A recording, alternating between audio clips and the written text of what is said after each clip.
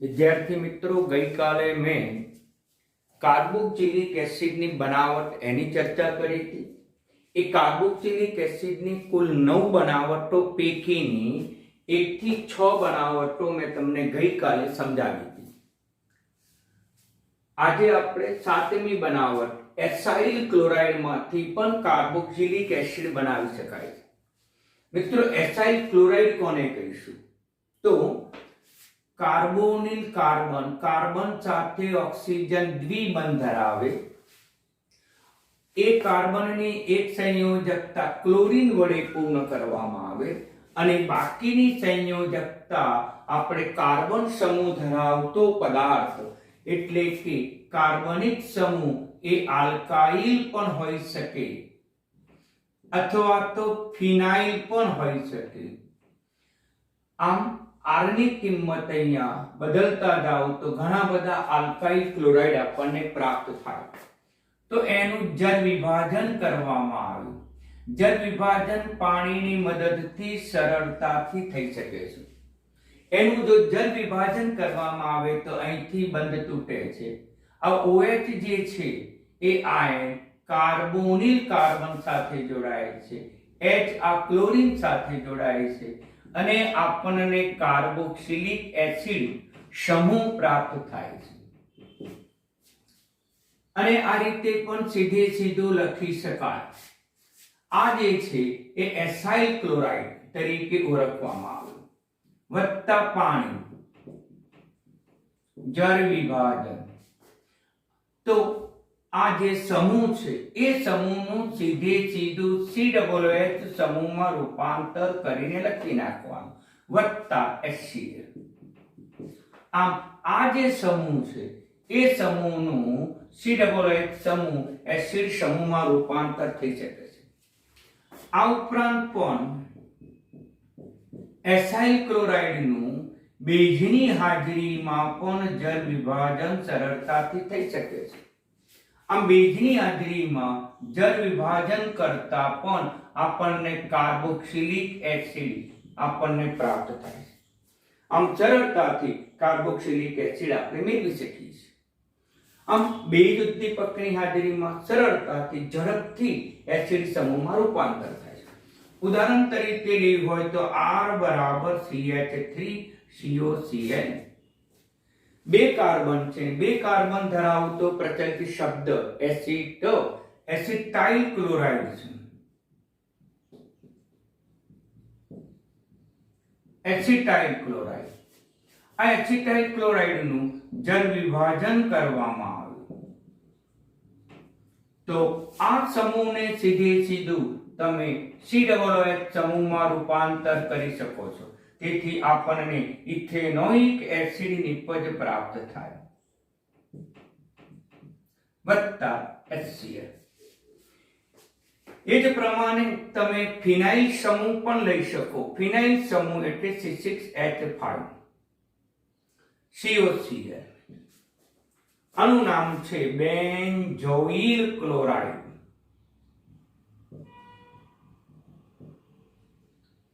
એનું જળ વિભાજન કરવામાં આવે પાણીની હાજરીમાં।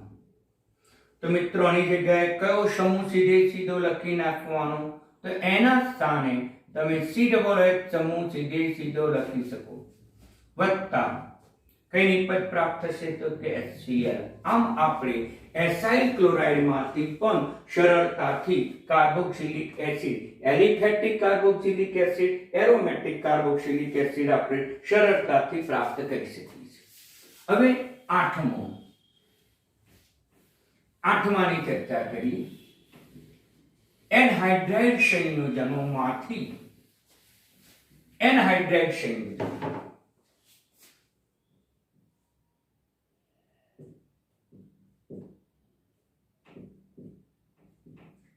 એનહાઇડ્રેટ સંયોજનો,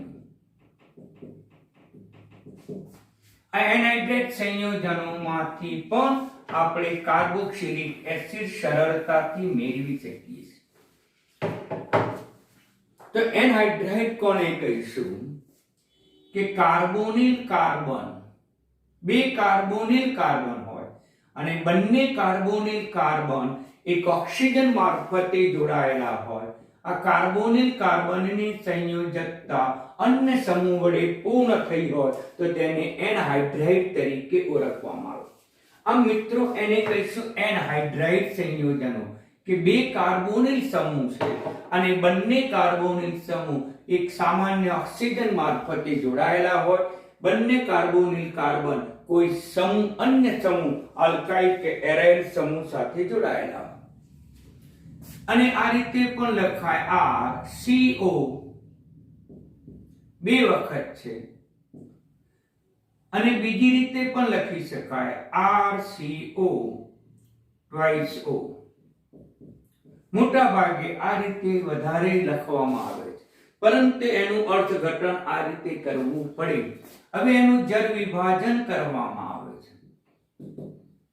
જળ વિભાજન પાણીની હાજરીમાં જળ વિભાજન કરીશું. પાણીને HOH તરીકે લખી શકાય અને જળ વિભાજન થવાથી અહીંથી બંધ તૂટે છે. આ ઓક્સિજન ઉપર ઋણ વીજભારિત આવશે, કાર્બોનિલ કાર્બન ઉપર ધન વીજભાર છે.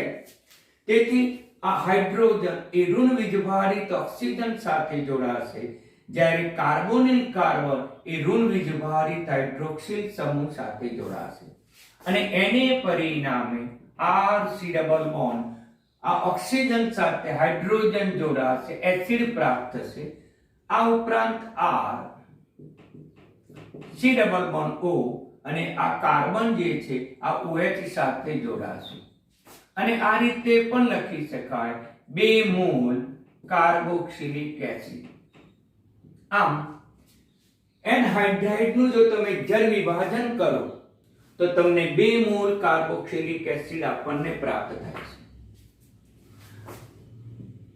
CH3CO twice O બે કાર્બન ધરાવતો શબ્દ છે, એસિડ પ્રચલિત છે. એસિટિક એસિડ, એસિટાઇલ ક્લોરાઇડ, એ જ રીતે આનું નામ છે એસિટિક એનહાઇડ્રાઇડ.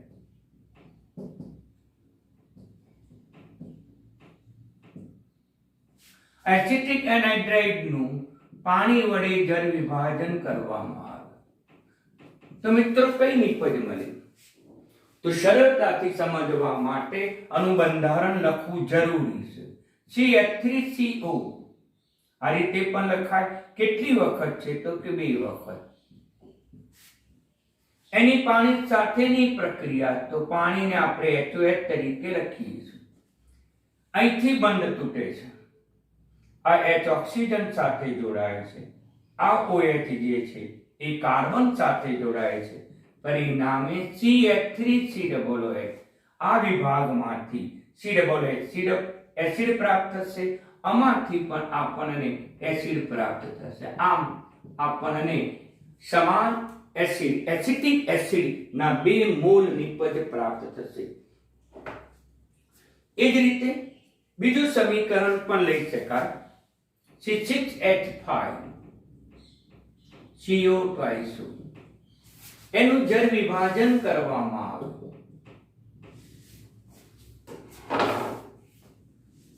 આનું નામ શું થશે? તો કે આ સમૂહ છે C6H5CO, એનું નામ છે બેન્ઝોઇલ સમૂહ.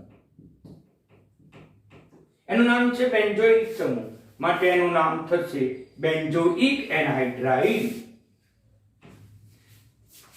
આનું નામ એસિટિક એનહાઇડ્રાઇડ, એ રીતે એનું નામ થશે બેન્ઝોઇક એનહાઇડ્રાઇડ.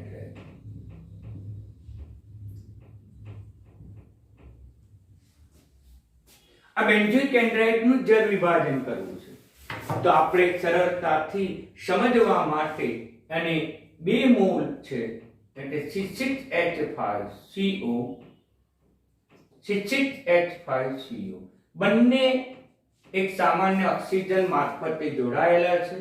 પાણી વડે એનું જળ વિભાજન કરવામાં આવે, અહીંથી બંધ તૂટે અને સાથે H જોડાશે અને સાથે OH જોડાશે. પરિણામે આપણને C6H5COOH 2 મોલ નિપજ પ્રાપ્ત થશે અને એનું આપણે બંધારણીય સૂત્ર પણ લખવું હોય તો લખી શકાય. આ રીતે પણ લખી શકાય. તો કઈ નિપજ પ્રાપ્ત થાય છે? તો કે 2 મોલ બેન્ઝોઇક એસિડ નિપજ પ્રાપ્ત થાય. આ રીતે આપણે સરળતાથી સમજાઈ શકીએ. હવે ઇમ્પોર્ટન્ટ છે, આપણા પુસ્તકમાં પણ આપેલું છે.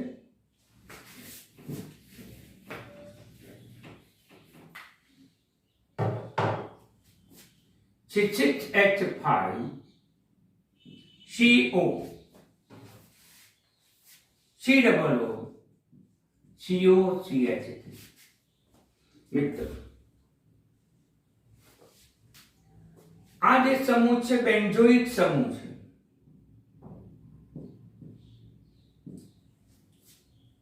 આ જે છે એ ઇથેનોઇક છે, પછી એનહાઇડ્રાઇડ. અને આપણે સમજવા માટે આ રીતે લખી શકીએ.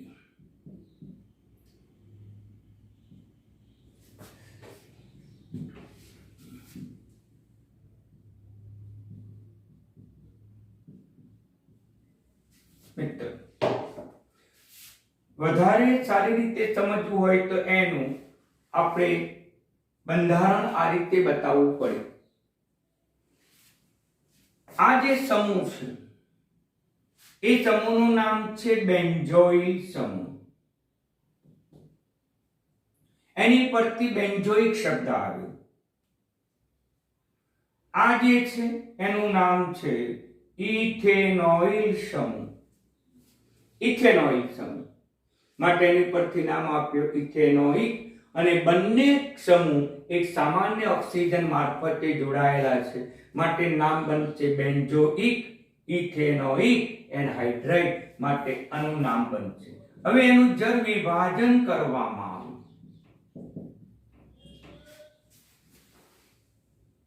તો રિએક્શન અઘરી બનશે, પરંતુ સિદ્ધાંત સમજી લો. અહીંયા R1 અને R2 બે લેવામાં આવે તો R1 ધરાવતો કાર્બોક્સિલિક એસિડ પ્રાપ્ત થાય અને R2 ધરાવતો કાર્બોક્સિલિક એસિડ પ્રાપ્ત થાય. અહીંયા બંને સમૂહ સમાન છે માટે 2 મોલ સમાન નિપજ બેન્ઝોઇક એસિડ પ્રાપ્ત થાય છે. પરંતુ અહીંયા ઓક્સિજન સાથે જોડાતા એસાઇલ સમૂહ એનહાઇડ્રાઇડ એસાઇલ સમૂહ સમાન નથી. બેન્ઝોઇલ સમૂહ છે, આ ઇથેનોઇલ સમૂહ છે. હવે એનું જર વિભાજન કરો. અહીંથી બંધ તૂટશે, આની સાથે H જોડાશે, આની સાથે OH જોડાશે. C6H5 COO. આ કાર્બન સાથે ઓક્સિજન સિંગલ બંધથી અને એની સાથે હાઇડ્રોજન નિપજ પ્રાપ્ત થાય છે. અને આ રીતે પણ લખી શકાય C6H5COOH. એટલે કે એક નિપજ આપણને બેન્ઝોઇક એસિડ પ્રાપ્ત થાય. હવે આમાંથી પણ આ કાર્બન OH સાથે જોડાય એટલે CH3COOH. આ નિપજ પ્રાપ્ત થાય. એને આ રીતે પણ લખી શકાય છે અને આનું નામ છે ઇથેનોઇક એસિડ.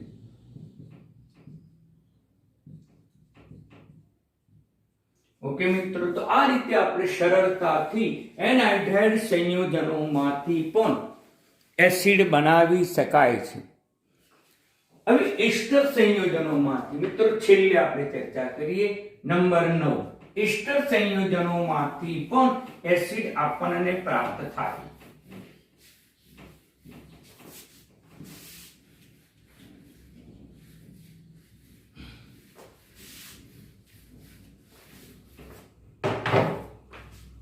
નંબર 9 છેલ્લે એસ્ટર સંયોજનોમાંથી એસિડ. તો એસ્ટર સંયોજન કોને કહેવાય? તો કાર્બોનિલ કાર્બનની એક સંયોજકતા OR વડે પૂર્ણ કરવામાં આવે, બાકીની સંયોજકતા R વડે પૂર્ણ કરવામાં તો તેને આપણે એસ્ટર સંયોજનો તરીકે મિત્રો લખીએ છીએ. અને આપણે R1 કહીએ અને આપણે R2 કહીએ. R1 અને R2 સમાન પણ હોઈ શકે, R1 અને R2 ભિન્ન પણ હોઈ શકે, R1 R2 તરીકે આલ્કાઇલ સમૂહ પણ હોઈ શકે, અથવા તો ફિનાઇલ સમૂહ પણ હોઈ શકે. આલ્કાઇલ સમૂહ તરીકે મિથાઇલ ઇથાઇલ હોઈ શકે, ફિનાઇલ સમૂહ તરીકે C6H5 હોઈ શકે. મિત્રો, તો આ તો તમને વારંવાર ઓર્ગેનિકમાં આવે છે, યાદ રાખવું પડશે. આ ફિનાઇલ સમૂહ છે. આલ્કાઇલ સમૂહ મિથાઇલ ઇથાઇલ પ્રોપાઇલ વગેરે વારંવાર આવશે. આ R1 R2 જો બદલતા જઈએ તો આપણને વિવિધ પ્રકારના એસ્ટર સંયોજનો પ્રાપ્ત થાય. પણ એનો સિદ્ધાંત બરાબર સમજી લો. આ એસ્ટરનું એસિડની હાજરીમાં H3O+ એસિડની હાજરીમાં જળ વિભાજન કરવામાં આવે છે. અહીંયા ફરીથી જળ વિભાજન પ્રક્રિયા થશે. HOH પાણી એસિડની હાજરીમાં H+ લખો અથવા H3O+ લખો. જો મંદ લેવામાં આવે મંદ એસિડ,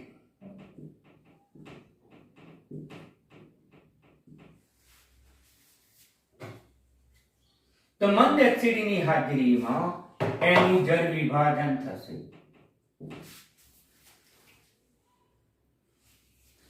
અહીંથી બંધ તૂટશે. ઓક્સિજન ઉપર ઋણ વીજભારિત થશે, કાર્બોનિલ કાર્બન ઉપર ધન વીજભારિત છે. તેથી તમે સરળતાથી અનુમાન કરી શકો કે ધન વીજભારિત હાઇડ્રોજન એ ઓક્સિજન સાથે જોડાશે, જ્યારે ઋણ વીજભારિત હાઇડ્રોક્સાઇડ એ કાર્બોનિલ કાર્બન સાથે જોડાશે. પરિણામે R1C=OH એક એસિડ અને બીજો એમાંથી ઉદ્ભવતો એસિડ R2 માંથી ઉદ્ભવશે, એટલે R2C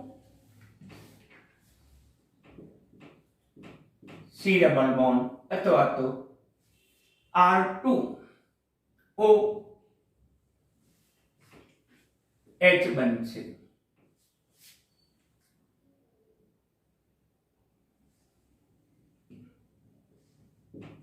એટલે એમાંથી આપણને એસિડ પ્રાપ્ત થશે.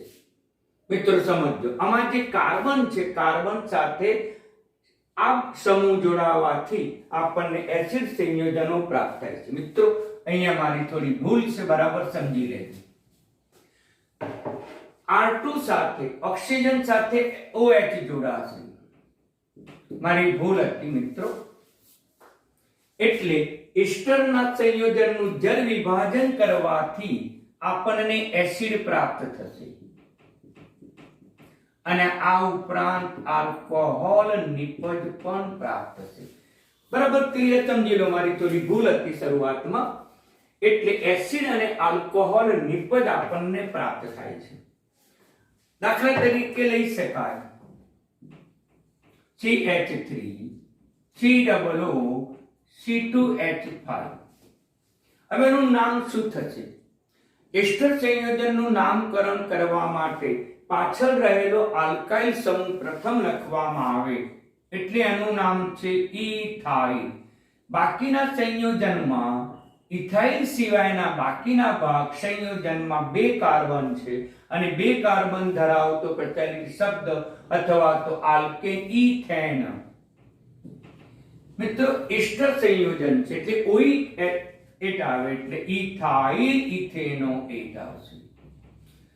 આનું નામ થશે ઇથાઇલ ઇથેનોએટ. પ્રચલિત નામ પણ થશે મિત્રો, બરાબર ધ્યાન આપો. CH3CO એનું પ્રચલિત નામ છે એસિટેટ આયન. અને કહીશું એસિટેટ આયન મિત્રો, એનું પ્રચલિત નામ છે. તો પછી એની પરથી નામ થશે ઇથાઇલ. ઇથાઇલ એસિટેટ, આનું નામ થશે ઇથાઇલ એસિટેટ. હવે એનું જળ વિભાજન કરીશું એસિડ ઉદ્દીપકની હાજરીમાં. તો પછી કઈ નિપજ પ્રાપ્ત થશે? સરળતાથી સમજવું હોય તો અહીંથી બંધ તોડી નાખવાનું. આ ઓક્સિજન સાથે હાઇડ્રોજન જોડાશે અને કાર્બન સાથે OH જોડાશે તો આપણને CH3COOH એસિટિક એસિડ અને આપણને ઇથેનોલ નિપજ પ્રાપ્ત થશે. આમ એક નિપજ એસિડ પ્રાપ્ત થશે, બીજી નિપજ આપણને આલ્કોહોલ પ્રાપ્ત થશે. એ જ પ્રમાણે આપણે બીજું સંયોજન પણ લઈ શકાય.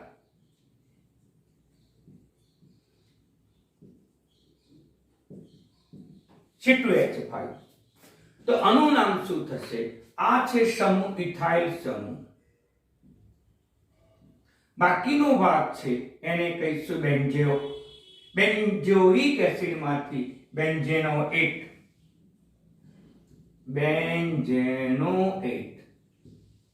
બેન્ઝોઇક એસિડમાંથી બેન્ઝેનોએટ શબ્દ આવશે. હવે એનું જળ વિભાજન કરીશું એસિડ ઉદ્દીપકની હાજરીમાં. મિત્રો, તો પાણી HOH.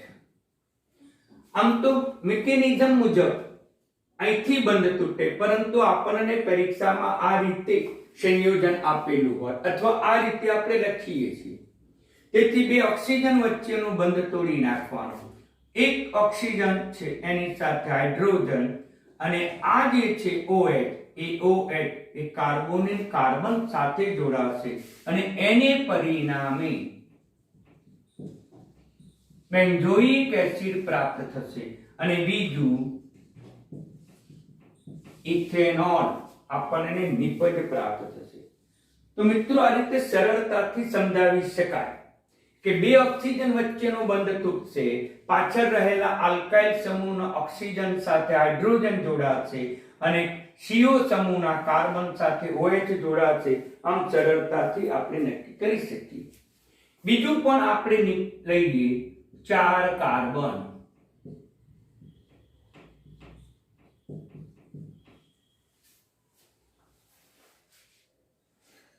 અહીંયા C2H5 ની જગ્યાએ CH3 પણ લઈ શકાય.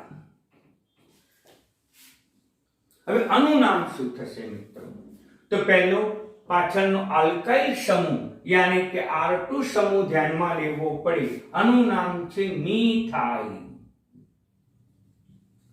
બાકીના સંયોજનમાં કેટલા કાર્બન છે? તો કે 4 કાર્બન અને 4 કાર્બન ધરાવતો આલ્કેન બ્યુટેનો.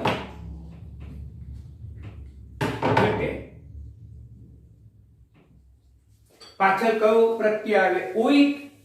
OH પ્રત્યય આવે. OH એટલે બ્યુટેનોએટ. વિદ્યાર્થી મિત્રો, આનું નામ થશે મિથાઇલ બ્યુટેનોએટ. ફરીથી નામકરણ બરાબર સમજી લો કે અહીંયા કેટલા છે કાર્બન? એક કાર્બન ધરાવતો આલ્કાઇલ મિથાઇલ. બાકીના સંયોજનમાં 4 કાર્બન અને 4 કાર્બન ધરાવતો આલ્કેન બ્યુટેન અને પાછળ પ્રત્યય OH એટલે બ્યુટેનોએટ શબ્દ આવશે. અહીંયા સંધિ ભેગી કરી દીધી છે, જોડી દીધી છે, બ્યુટેન OH. હવે એનું જળ વિભાજન કરવામાં આવે એસિડ ઉદ્દીપકની હાજરીમાં. તો એસિડ ઉદ્દીપકની હાજરીમાં જળ વિભાજન કરીશું. તો મેં અગાઉ સમજાયા મુજબ અહીંથી બંધ તોડી નાખવાનો. આ ઓક્સિજન સાથે હાઇડ્રોજન જોડવાનો અને કાર્બોનિલ કાર્બન સાથે આપણે OH સરળતાથી જોડવાનું. આ સરળતાથી સમજવા માટેની મિકેનિઝમ છે. બાકી સાચી પદ્ધતિ તો આ જ છે, પરંતુ સરળતાથી લખવા માટે તો CH3 CH2 CH2 પછી અહીંયા આવશે COOH મિત્રો. આમ 4 કાર્બન અને 4 કાર્બન ધરાવતો એસિડ બ્યુટેનોઇક એસિડ આપણને પ્રાપ્ત થશે. વત્તા આમાંથી CH3OH એટલે CH3OH જેને આપણે કહીશું મિથેનોલ. તો મિત્રો, સરળતાથી આપણને એસ્ટરના સંયોજનના જળ વિભાજનથી આપણને એસિડ પ્રાપ્ત થાય. ટૂંકમાં આ 3 ક્રિયાશીલ સમૂહનું જળ વિભાજન કરો તો આપણને એસ્ટર પ્રાપ્ત થાય છે, જે મેં તમને સમજાવ્યું. બીજું એક અગત્યની બાબત અહીંયા ધ્યાનમાં રાખવાની છે.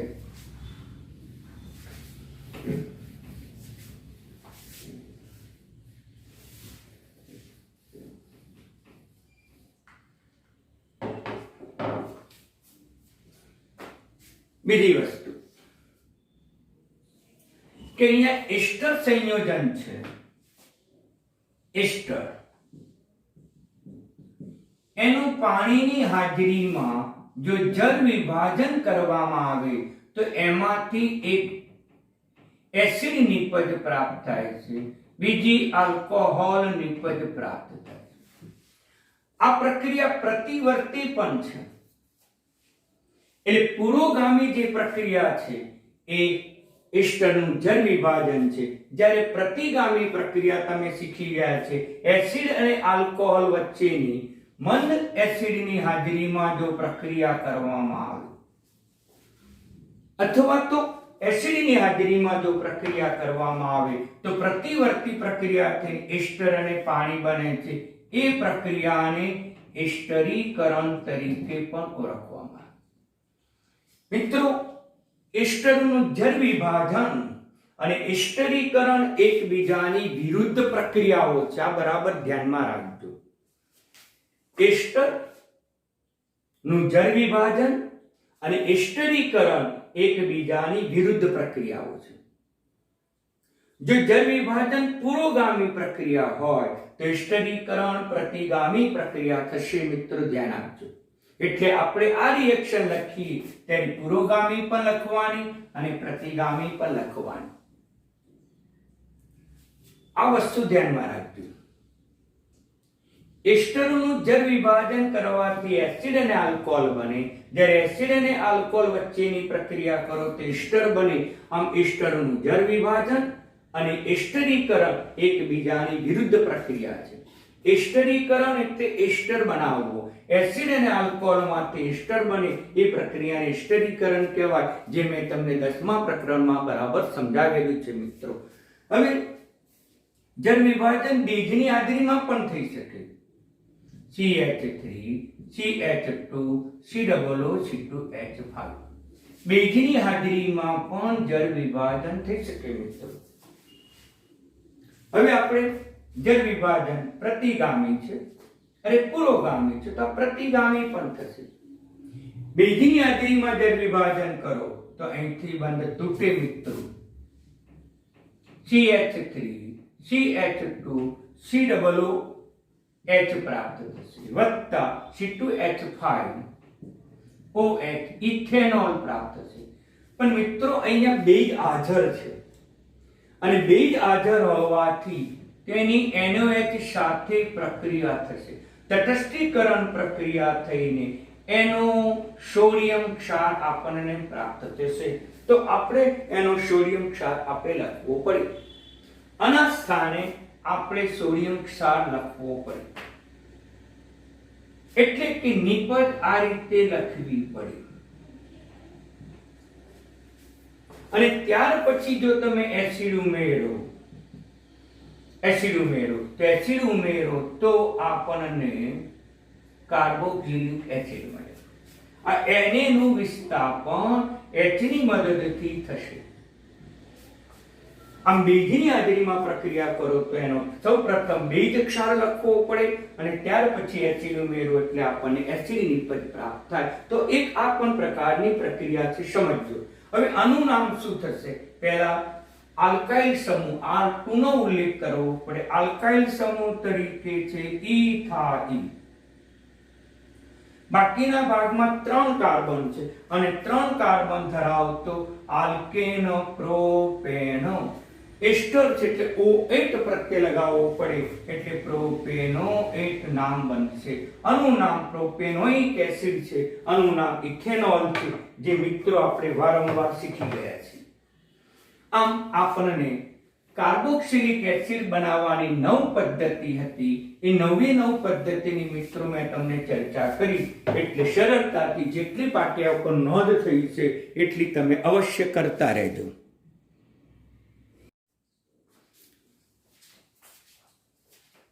પરિવર્તન તમારા જ પાઠ્યપુસ્તકમાં પેજ નંબર 378 એનો પ્રશ્ન 12.7 છે. પહેલું પરિવર્તન છે ઇથાઇલ બેન્ઝીનમાંથી બેન્ઝોઇક એસિડ એસિટોફિનોન માંથી પણ બેન્ઝોઇક એસિડ, બ્રોમોબેન્ઝીન માંથી પણ બેન્ઝોઇક એસિડ અને ફિનાઇલઇથિન માંથી પણ બેન્ઝોઇક એસિડ. મિત્રો સરળ છે કે પહેલા ઇથાઇલ બેન્ઝીન નું તમને સૂત્ર, બંધારણીય સૂત્ર આવડવું જોઈએ. તો બેન્ઝીન છે એટલે બેન્ઝીન છે, ઇથાઇલ સમૂહ એટલે CH2CH3. આમ આલ્કાઇલ બેન્ઝીન છે, આલ્કાઇલ બેન્ઝીન પણ કહી શકાય. આલ્કાઇલ તરીકે ઇથાઇલ છે એટલે ઇથાઇલ બેન્ઝીન પણ કહી શકાય. મિત્રો આલ્કાઇલ બેન્ઝીન નું ઓક્સિડેશન કરો તો ગમે તેટલી લાંબી શૃંખલા હોય તો પણ આપણને બેન્ઝોઇક એસિડ જ નિપજ પ્રાપ્ત થાય. એટલે કે બેન્ઝીન ચક્ર ઉપર આપણને સીધું COOH સમૂહ નિપજ પ્રાપ્ત થાય. આમ આલ્કાઇલ શૃંખલા ગમે તેટલી લાંબી હોય તો એ બેન્ઝીન ચક્ર ઉપર COOH સમૂહ જ આવે. મિત્રો જે મેં તમને ગઈકાલે એ બાબતની સમજૂતી આપી હતી. હવે પરંતુ એનું ઓક્સિડેશન કરવું પડે. કોની હાજરીમાં? KMnO4 અને KOH ની હાજરીમાં. એનું ઓક્સિડેશન તરત જ બીજા સ્ટેપે લખવું પડે એસિડ, અને એસિડની હાજરીમાં જ સીધું COOH સમૂહમાં રૂપાંતર થઈ જાય. અને આ રીતે પણ લખી શકાય.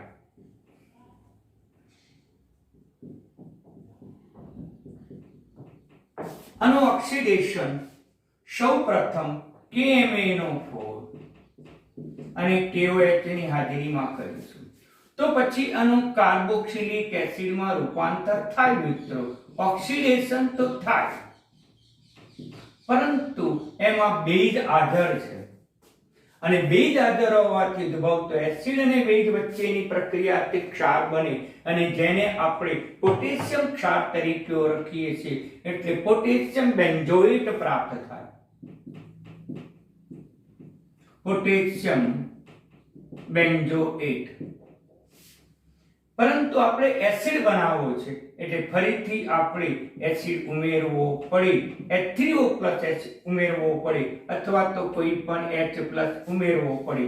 K નું વિસ્થાપન થશે અને આપણને K નું વિસ્થાપન H ની મદદથી થશે અને આપણને બેન્ઝોઇક એસિડ બનશે. આ મિત્રો બે સ્ટેપમાં થયું. તમે એક સ્ટેપમાં લખવું હોય તો એક પ્રક્રિયા પહેલી, અને આ બીજી પ્રક્રિયા એક સાથે લખો તો સીધું બેન્ઝોઇક એસિડમાં તમે રૂપાંતર કરી શકો. હવે બીજું, એસિટોફિનોન, નોન એટલે કીટોન આવ્યો, અને બેન્ઝીન ચક્ર ઉપર કીટોન સમૂહ ધરાવતું સંયોજન, આનું નામ છે એસિટોફિનોન.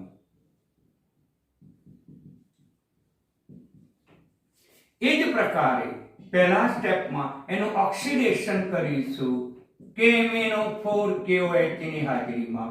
બીજા તબક્કામાં જો એમાં એસિડ ઉમેરવામાં આવે તો મિત્રો આપણને સીધો બેન્ઝોઇક એસિડ આપણને પ્રાપ્ત થાય. આ પ્રક્રિયા જો બે તબક્કામાં કરવામાં આવે તો પ્રથમ તબક્કામાં આ બને, બીજા તબક્કા. પરંતુ આપણે એક જ તબક્કામાં પ્રક્રિયા પરિવર્તન લખી નાખવાનું, જેથી કરીને આપણી ભૂલ રહે નહીં. એટલે પહેલો તબક્કો પોટેશિયમ ક્ષાર, બીજો તબક્કો એમાંથી એસિડ બને, પરંતુ આપણે એક જ સ્ટેપમાં આપણે લખીએ છીએ. મિત્રો જે ત્રીજી પ્રક્રિયા છે એ વેરી મોસ્ટ ઇમ્પોર્ટન્ટ પ્રક્રિયા છે. એ જરા બરાબર તમે ધ્યાનથી તૈયાર કરજો. આ જે છે એ ઇમ્પોર્ટન્ટ છે. બ્રોમોબેન્ઝીન માંથી બેન્ઝોઇક એસિડ. ત્રીજી બ્રોમોબેન્ઝીન છે, એમાંથી બેન્ઝોઇક એસિડ બનાવે છે. તો મિત્રો સૌપ્રથમ મેગ્નેશિયમ ધાતુ સાથે શુષ્ક ઈથરમાં પ્રક્રિયા કરવામાં આવે, અને એને પરિણામે મેગ્નેશિયમ એ આ બંધ તોડે છે, અને બેન્ઝીન ચક્ર સાથે મેગ્નેશિયમ જોડાશે, અને એની મેગ્નેશિયમની સંયોજકતા પૂર્ણ કરવા માટે બ્રોમિન જોડાશે. પરિણામે આ જે પદાર્થ છે એને કહેવાય ગ્રિગ્નાર્ડ પ્રક્રિયા. સામાન્ય નામ છે ગ્રિગ્નાર્ડ પ્રક્રિયા, પરંતુ આનું નામ છે ફિનાઇલ મેગ્નેશિયમ બ્રોમાઇડ.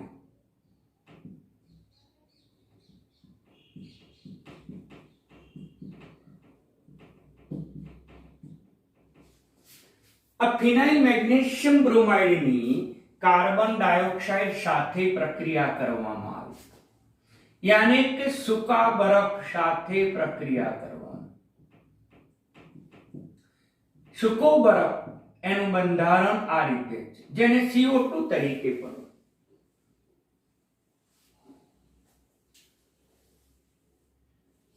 અહીં કાર્બન ઓક્સિજન વચ્ચે દ્વિબંધ છે. મેં ગઈકાલે સમજાવ્યું કે દ્વિબંધ તૂટે છે. આ ઓક્સિજન નો એક બંધ આ મેગ્નેશિયમ વડે પૂર્ણ થશે. અહીંથી પણ બંધ તૂટશે, મેગ્નેશિયમ સાથે ઓક્સિજન જોડાઈ જશે. તો પછી આમાંથી ફિનાઇલ સમૂહ, એ ફિનાઇલ સમૂહ આ કાર્બન સાથે જોડાઈ જશે, જે મેં તમને ગઈકાલે બરાબર સમજાવ્યું. તો પછી આ થઈ ગયું ફિનાઇલ. ફિનાઇલ સાથે કાર્બન, આ કાર્બન સાથે ઓક્સિજન દ્વિબંધ, એ કાર્બન સાથે પાછો ઓક્સિજન સિંગલ બંધ, અને એ ઓક્સિજન સાથે MgBr જોડાશે. આમ આપણને મધ્યવર્તી નિપજ પ્રાપ્ત થશે. ત્યાર પછી ગ્રિગ્નાર્ડ પ્રક્રિયક સાથેની કોઈ પણ પ્રક્રિયાથી પ્રાપ્ત થતી મધ્યવર્તી નિપજનું જળ વિભાજન કરવામાં આવે છે. તો ત્યાર પછી આપણે એનું જળ વિભાજન કરીશું. અને જળ વિભાજન કોની હાજરીમાં થાય? તો કે પાણીની હાજરીમાં. મિત્રો, અહીંથી બંધ તૂટશે, આ ઓક્સિજન સાથે હાઇડ્રોજન જોડાઈ જશે અને મેગ્નેશિયમ સાથે OH. આવી ક્રિયાઓ તો આપણે વારંવાર 10મા ચેપ્ટર થી શીખતા જ આવ્યા છીએ. માટે મિત્રો, કઈ નિપજ પ્રાપ્ત થશે?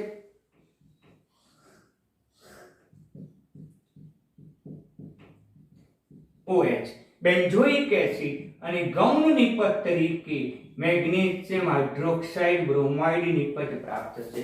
આમ આપણને બેન્ઝોઇક એસિડ મિત્રો પ્રાપ્ત થઈ શકે. હવે ચોથું પરિવર્તન, આ ઇમ્પોર્ટન્ટ છે, યાદ રાખજો. ચોથું પરિવર્તન ફિનાઇલ ઇથીન. ઇથીન એટલે દ્વિબંધ ધરાવતું સંયોજન, પરંતુ એની સાથે ફિનાઇલ સમૂહ જોડાયેલો છે, એટલે આપણે ફિનાઇલ સમૂહ આ રીતે લખી શકીએ. આનું નામ છે સ્ટાયરીન, પ્રચલિત નામ છે સ્ટાયરીન. આનું ઓક્સિડેશન કરો. એ જ રીતે પહેલું KMnO4 KOH ની હાજરીમાં, અને ત્યાર પછી એનું એસિડ ઉમેરવામાં આવે તો પછી આપણને સીધો બેન્ઝોઇક એસિડ પ્રાપ્ત થાય. મેં અગાઉ પણ ચર્ચા કરી હતી કે બેન્ઝીન ચક્ર ઉપર આલ્કાઇલ સમૂહ કે આલ્કિલ સમૂહ ગમે તેટલી કાર્બન શૃંખલા ધરાવે, પણ એનું ઓક્સિડેશન કરો તો હંમેશા બેન્ઝીન ચક્ર ઉપર એક જ કાર્બન ધરાવતો બેન્ઝોઇક એસિડ પ્રાપ્ત થાય અને CH2 માંથી CO2 નિપજ પ્રાપ્ત થાય.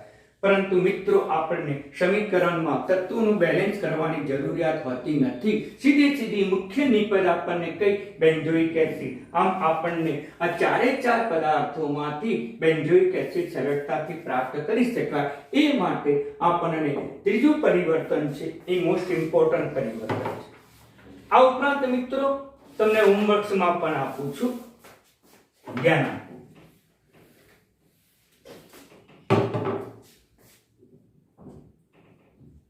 પેજ નંબર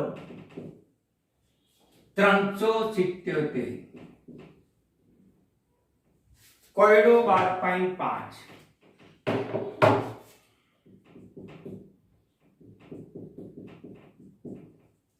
આ હોમવર્ક્સ તૈયાર કરજો ને કરજો, મોસ્ટ ઇમ્પોર્ટન્ટ છે. એટલે આ કોયડાની અંદર પણ પરિવર્તનો જ આપેલા છે, જેનો જવાબ તમને પાઠ્યપુસ્તકમાં આપેલો જ છે. તો એ પાઠ્યપુસ્તક પ્રમાણે તમે જવાબો તૈયાર કરજો મિત્રો. છતાં પણ જો તમને કોઈ પરિવર્તન ના આવડે તો મને WhatsApp દ્વારા જાણ કરજો, તો ફરીથી તમને પરિવર્તન સમજાવીશ. આમ કોયડાના પરિવર્તનો પણ હોમવર્ક્સમાં તૈયાર કરજો મિત્રો. અસ્તુ, ધન્યવાદ.